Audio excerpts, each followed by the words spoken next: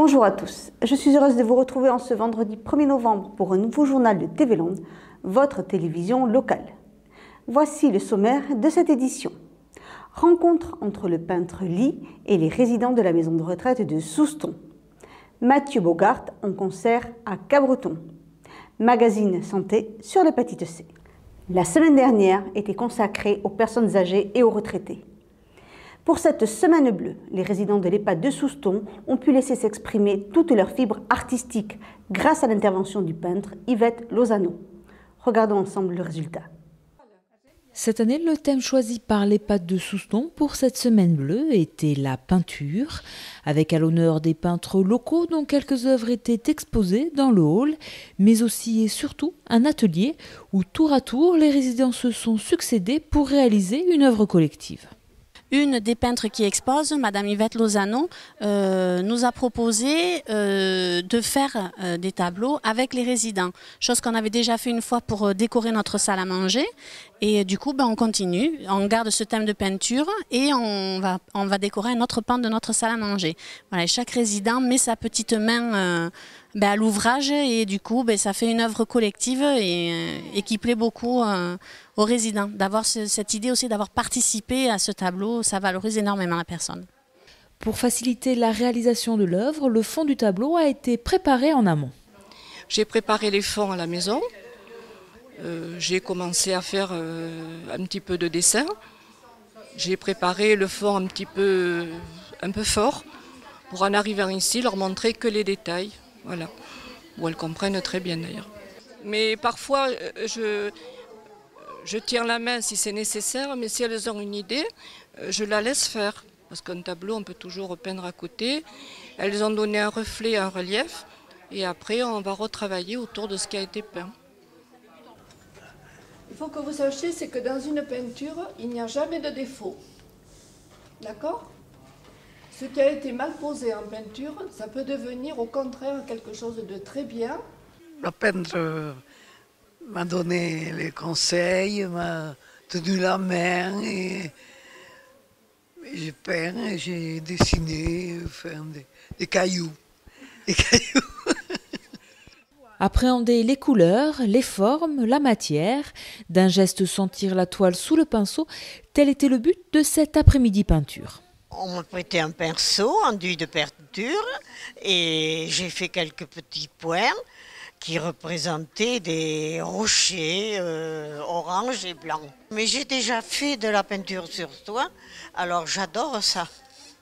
Autant la première fois, ça avait été un peu compliqué de les amener jusqu'au tableau pour qu'ils apportent leur touche. Autant là, c'était quelque chose qu'ils avaient déjà fait. Et du coup, quand j'ai annoncé à midi qu'on recommençait, ça a été vraiment pris sous la forme de plaisir. Ils savaient qu'ils allaient prendre du plaisir. Et c'est vraiment le cas quand on les voit en train de peindre. Souvent, ils ont ce petit sourire de satisfaction voilà, qui du coup fait plaisir et qui fait que l'atelier est réussi. Un atelier et un tableau réussis. Après le lac de Gobe, dans les Hautes-Pyrénées, les résidents s'attaqueront à une marine représentant le bassin d'Arcachon. Vendredi dernier, la salle des Bourdaines et la ville de Cabreton ont invité Mathieu Bogart à se produire à la salle du Fart.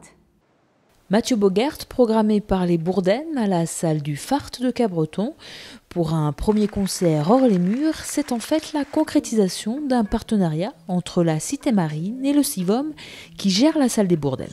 L'idée, comme on a beaucoup d'affinités avec le service culturel de la ville de Cabreton, c'était d'organiser un spectacle ensemble, en toute intimité. On a donc choisi Mathieu Bogart pour un merveilleux moment de scène, en sachant qu'on adore Mathieu parce qu'en fait il est comme il joue comme il est, et on avait besoin d'avoir ce rapprochement limitrophe entre Seignos et Cabreton et de faire un concert en toute intimité axé sur la chanson française. Lumière, plein feu, attention me voilà, du vert, du bleu, tout comme tu voudras.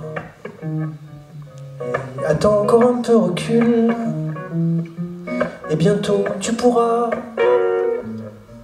quand j'aurai trouvé la formule. Bravo, bravo, ouais, un jour je serai beau. C'est quelqu'un en fait pour moi qui est très rock'n'roll parce qu'il est tellement décalé et bon c'est du velours, enfin c'est à l'image de Art Mengo, mais c'est quelqu'un que moi j'apprécie beaucoup et on a besoin de gens comme Mathieu, c'est important. Seul sur scène avec sa guitare, Mathieu Bogert a enthousiasmé la salle du Fart. Pendant 1h30, cet auteur-compositeur-interprète a régalé le public de sa pop minimaliste où les mots sonnent comme des notes de musique. Je comprends pas pourquoi je t'ai fait ça. Je voulais pas te tuer déjà. Pas déjà. Je comprends pas pourquoi je t'ai fait ça. Je voulais pas te tuer comme ça. Pas comme ça. De sang-froid. En fait, chaque chanson va essayer d'éclairer un peu un sentiment. Donc c'est une chanson sur la jalousie, sur la frustration, sur l'espoir, sur la joie, dans chacune des chansons, j'essaie comme ça de tourner autour d'un sentiment que je connais. Et voilà, par contre, ça c'est le fond et la forme, ça peut passer par une anecdote, par une petite scénette ou une situation comme ça, mais ce qui m'intéresse, c'est pas la situation, c'est ce qu'il y a dessous. Crie que t'es happy encore un peu. Donc, je pars pas d'une idée, je me dis pas oui, je veux absolument traiter tel sentiment, telle histoire, telle sensation. C'est plutôt, au départ c'est de la musique, quelques accords comme ça, et puis très vite une mélodie qui vient se greffer comme ça, que je chantonne, et dans cette mélodie, souvent il y a une phrase, un mot qui vient se coller parfaitement à la mélodie. Si c'est ce mot qui arrive, c'est pas par hasard, c'est parce qu'il vient se greffer à cette mélodie, et c'est ce mot qui va m'exciter, et je vais fantasmer dans ce mot, dans ces quelques mots, un sentiment. Voilà. Et après, tout le travail va être de réussir à formuler cette chanson que j'ai au bout de la langue.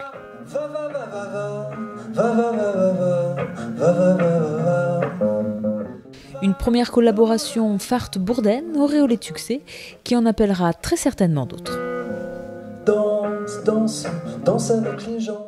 Pour terminer ce journal, le magazine Santé nous explique ce qu'est l'hépatite C et comment la soigner. Et oui, pour plaquer l'hépatite C, il est urgent d'agir. Aujourd'hui en France, plus de 232 000 personnes sont porteuses de l'hépatite C et seulement 57% ont été diagnostiquées. Cela veut donc dire qu'environ 100 000 personnes ont l'hépatite C sans le savoir. En effet, dans 80% des infections, il n'y a aucun symptôme de maladie et sans dépistage, celle-ci peut rester silencieuse pendant des années, même si le foie est déjà détérioré. Mais concrètement, qu'est-ce que l'hépatite C et quelles sont ses conséquences sur la santé? Les explications du professeur Larrey, chef du service d'hépatologie au CHU de Montpellier. L'hépatite C est une inflammation du foie produite par le virus, qui peut donc se traduire par des symptômes assez vagues comme une fatigue, des troubles digestifs, mais qui peut finalement n'avoir aucune manifestation physique. Les conséquences de l'hépatite C et les plus redoutables sont la survenue progressive d'une cirrhose ou d'un cancer du foie. Non traitée, l'hépatite C est une maladie potentiellement grave car elle est en cause dans 3500 décès par an, alors que c'est une maladie chronique qui peut être guérie. Et oui, les traitements de l'hépatite C ont bien évolué depuis le premier traitement disponible il y a 25 ans. Aujourd'hui, on peut éradiquer le virus de l'hépatite C à condition de se savoir porteur. Malheureusement, selon une enquête réalisée par l'IFOP et SOS Hépatite, 33% des Français pensent avoir connu par le passé une situation de contamination, mais parmi eux, 59% n'ont jamais fait de dépistage. C'est dire l'importance du dépistage pour tous ceux qui ont connu une situation à risque. Plus vite on sait, plus on se soigne tôt et plus on a de chances de guérir.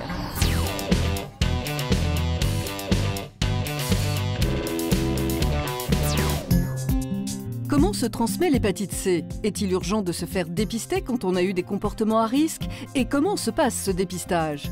Les réponses de Pascal Mélin, président de SOS Hépatite, une association qui informe et soutient toutes les personnes atteintes par les hépatites virales. Aujourd'hui, les hépatites virales sont de mieux en mieux connues. On est capable de dire aux gens comment ils ont pu l'attraper. Donc si on repère qu'on a eu des comportements à risque sexuels ou par transmission avec des objets ensanglantés, il est important d'aller se dépister. Les examens ils sont relativement simples. Notre corps produit des anticorps quand il croise le virus et c'est ces anticorps-là présents dans notre sang qu'il faut dépister. Ou sur une simple prise de sang, ou aujourd'hui par des nouvelles techniques avec des tests rapides. Avec une simple goutte de sang, on peut savoir en quelques minutes si vous êtes porteur ou non de ces anticorps. Si le test est positif et qu'on a une présence d'anticorps, pour validation, on recherchera dans un deuxième temps la présence de virus dans le sang pour pouvoir affirmer au patient, vous êtes porteur du virus et du coup il faut se poser la question d'un traitement pour pouvoir vous guérir. Pour se faire dépister, le plus simple aujourd'hui en France, c'est d'utiliser les centres de dépistage anonymes et gratuits. Ils sont présents partout sur le territoire. Après, on peut aussi se faire dépister en levant son anonymat, en allant voir son médecin traitant, en ayant une ordonnance et en se rendant à son laboratoire et en ayant un résultat dans les 24 heures. Pour s'informer, aujourd'hui, le plus simple, c'est d'aller sur les sites internet et je vous conseille volontiers de venir sur celui de notre association, soshépatite.org.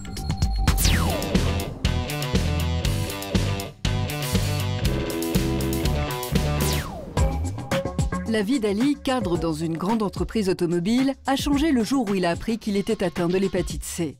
Retour sur les circonstances de ce dépistage. Je me suis fait dépister tout à fait à l'improviste, parce qu'en fait, depuis 1976, je donnais mon sang, tout simplement. Et puis en 1990, j'ai été étonné d'être rappelé pour faire une même analyse de sang, alors que j'en ai fait il y a à peine quelques jours. Donc deuxième test, confirmation comme quoi j'avais une hépatite qu'on disait à l'époque non A, non B. Les malades doivent s'impliquer davantage pour la compréhension de leur maladie. Ils ont des outils qui sont les médecins, les médicaments, mais ce ne sont que des outils. Et la décision leur appartient à eux de se faire traiter ou de ne pas se faire traiter et de s'impliquer eux-mêmes dans le traitement. Et pour ça, SOS Hépatite, le groupe de parole, est très important pour la connaissance de cette maladie. Après un long traitement, Ali est aujourd'hui en voie de guérison. Pendant ces années avec la maladie, il a pu se rendre compte que l'implication des patients dans leur traitement est fondamentale pour la guérison.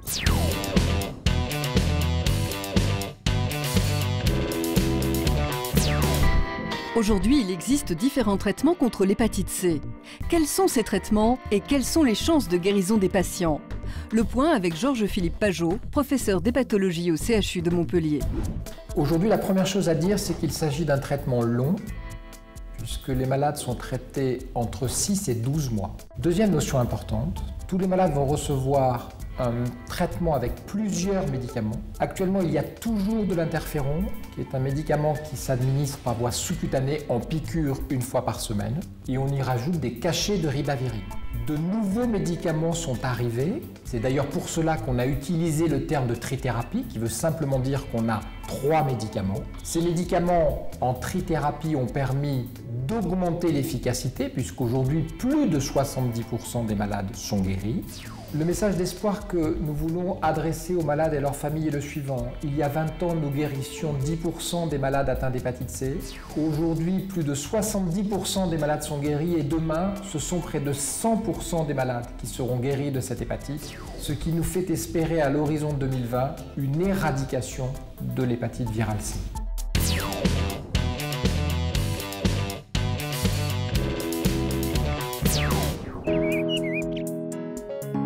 L'hépatite C, maintenant on en guérit.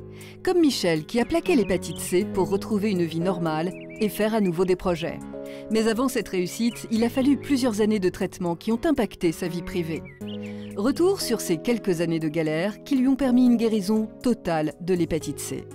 Les effets secondaires, principalement de l'anémie, c'est-à-dire une très grosse fatigue qui en fait est liée à la baisse de l'hémoglobine. Vous êtes, je dirais pas anéanti, mais tout doucement vous vous sentez devenir très faible.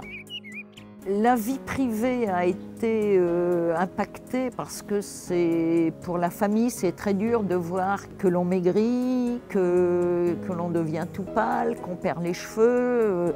La vie n'est pas un long fleuve tranquille, il faut se battre. Je m'étais impliquée dans une association, SOS Hépatite.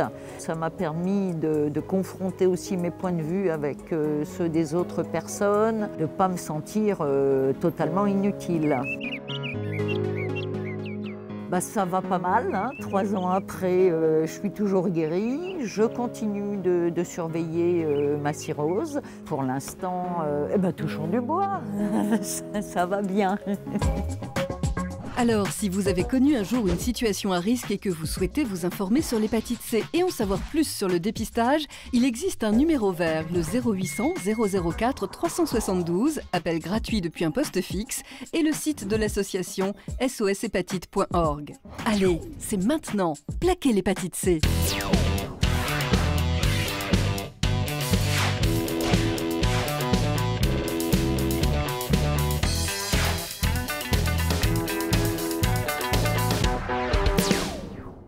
Je vous souhaite à tous et à toutes de passer un bon week-end de Toussaint et vous retrouve mardi pour une nouvelle édition de TV Land.